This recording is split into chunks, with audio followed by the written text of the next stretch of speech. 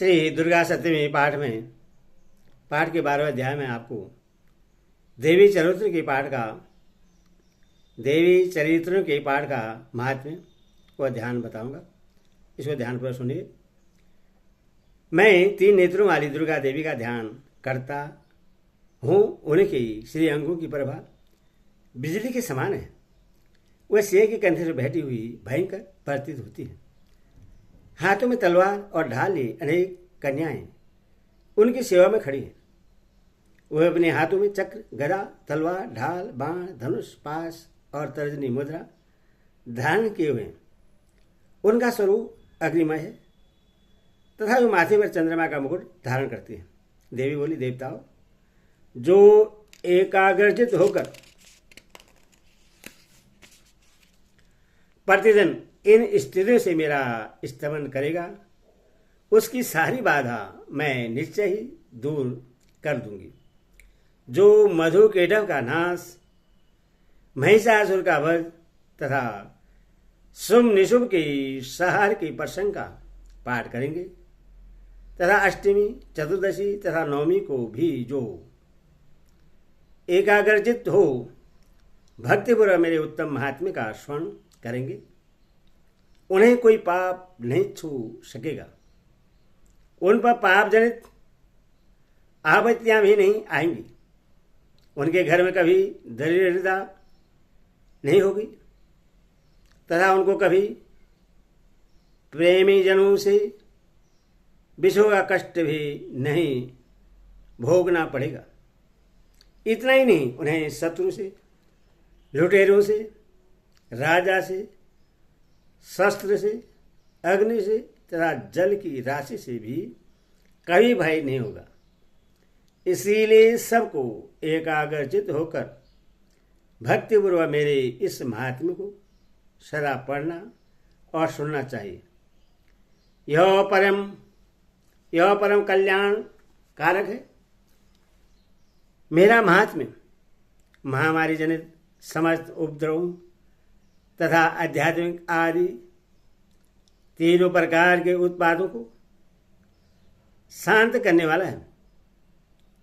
मेरे जिस मंदिर में प्रतिदिन विधिपूर्वक मेरे इस महात्म्य का पाठ किया जाता है, उस स्थान को मैं कभी नहीं छोड़ती। वहाँ सदा ही मेरा सन्निधान बना रहता है। बलिदान, पूजा, होम तथा महोत्सव के अवसरों पर मेरे इस चरित्र का पूरा पाठ और स्मरण करना चाहिए। ऐसा करने पर मनुष्य विधि को जानकर या बिना जाने भी मेरे लिए जो बलि, पूजा या होम आदि करेगा, उससे मैं बड़ी प्रसन्नता के साथ ग्रहण करूंगी। शरद काल में जो वार्षिक महापूजा की जाती है, उस अवसर पर जो मेरे इस महात्म्य को भक्तिपूर्वक सुनेगा, वह मनुष्य मेरे प्रसाद से सब बाधाओं से मुक्त तथा धन, धान्य एवं पुत्र से संपन्न होगा। इसमें तनिक भी संदेह नहीं है। मेरे इस महात्म्य, मेरे प्रादुर्भाव की सुंदर कथाएं तथा युद्ध में किए हुए मेरे पराक्रम सुनने से मनुष्य निर्भय हो जाता है। मेरे महात्म्य का स्मरण करने वाले पुरुषों के शत्रु नष्ट हो जाते हैं।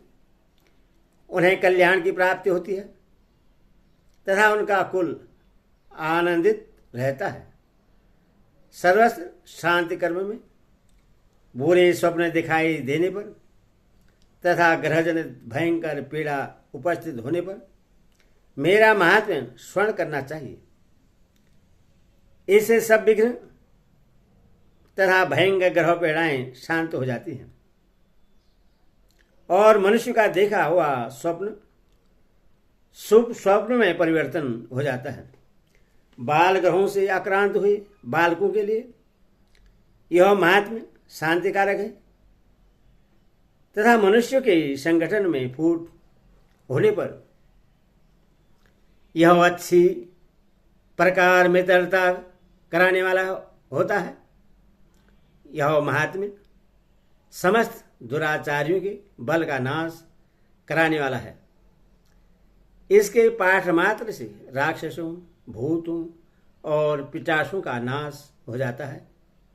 मेरा यह सब महात्म्य मेरे सामीप्य की प्राप्ति कराने वाला है। समय प्रकार के पुष्प, अर्घ्य, धूप, दीप, गंध आदि उत्तम सामग्री द्वारा पूजन करने से, ब्राह्मणों को भोजन कराने से, होम करने से, प्रतिदिन अभिषेक करने से, नाना प्रकार के अन्य भोगों का अर्पण करने से तथा दान देने आदि से 1 वर्ष तक जो मेरी आराधना की जाती है और उससे मुझे जितनी प्रसन्नता होती है उतनी प्रसन्नता मेरे इस उत्तम चरित्र का एक बार स्मरण करने मात्र से हो जाती है। यह महात्म्य स्मरण करने पर पाप को हर लेता और आरोग्य प्रदान करता है। मेरे प्रादुर्भाव का कीर्तन समस्त भूतों से रक्षा करता है तथा मेरा युद्ध विषयक चरित्र दुष्ट दैत्यों का संहार करने वाला है। इसके स्मरण करने पर मनुष्य को शत्रु का भय नहीं रहता। देवताओं, तुमने और ब्रह्मर्षियों ने जो मेरी स्तुतियां की हैं तथा ब्रह्मा जी ने जो स्तुतियां की हैं वे सभी कल्याणमयी बुद्धि प्रदान करती हैं। वन में, सुने मार्ग में अथवा दवा नल से घिर जाने पर, निर्जन स्थान में, लुटेरों के दाव में पड़ जाने पर या शत्रुओं से पकड़े जाने पर अथवा जंगल में सिंह, व्याघ्र या जंगली हाथियों की पीछा करने पर, कुपित राजा के आदेश से बध या बंधन के स्थान में ले जाए जाने पर अथवा महासागर में नाव पर बैठने के बाद भारी तूफान से नाव की डगमग होने पर और अत्यंत भयंकर युद्ध में शस्त्रों का प्रहार होने पर अथवा वेदना से पीड़ित होने पर, किम बहुना सभी भयानक बाधाओं के उपस्थित होने पर जो मेरे इस चरित्र का स्मरण करता है वह मनुष्य संकट से मुक्त हो जाता है। मेरे प्रभाव से सिंह आदि हिंसक जंतु नष्ट हो जाते हैं तथा लुटेरे और शत्रु भी मेरे चरित्र का स्मरण करने वाले पुरुष से दूर भागते हैं। ऋषि कहते हैं, यो कहकर प्रचंड पराक्रम वाली भगवती चंडिका सब देवताओं के देखते देखते वहीं अंतर्ध्यान हो गई। फिर समस्त देवता भी शत्रुओं के मारे जाने से निर्भय हो पहले की भांति यज्ञ भाग का उपभोग करते हुए अपने अपने अधिकार का पालन करने लगे। संसार का विध्वंस करने वाले महाभयंकर अतुल पराक्रमी देव शत्रु शुंभ तथा महाबली निशुंभ के युद्ध में देवी द्वारा मारे जाने पर शेष दैत्य पाताल लोक में चले आए। राजन, इस प्रकार भगवती अंबिका देवी नित्य होती हुई भी पुनः पुनः प्रकट होकर जगत की रक्षा करती है। वही इस विश्व को मोहित करती, वही जगत को जन्म देती ता वही प्रार्थना करने पर संतुष्ट हो विज्ञान एवं स्मृति प्रदान करती है। राजन, महाप्रलय के समय महामारी का स्वरूप धारण करने वाली वे महाकाली ही इस समस्त ब्रह्मांड में व्याप्त है। वही समय समय पर महामारी होती और वही स्वयं अजनबा होती हुई भी सृष्टि के रूप में प्रकट होती है। वे सनातनी देवी ही समयानुसार संपूर्ण भूतों की रक्षा करती है। मनुष्य के अहोदय के समय वही घर में लक्ष्मी के रूप में स्थिति हो उन्नति प्रदान करती है और वही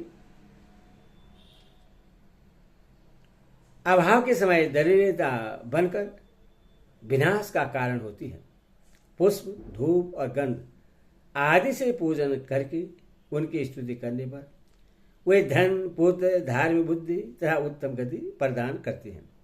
इस प्रकार मार्कंडेय पुराण में सर्ववाणी मनंती की कथा के अंतर्गत देवी महात्म्य में फल स्तुति नामक 12वां अध्याय पूरा हुआ। बोल दुर्गे माता की जय, माता की जय।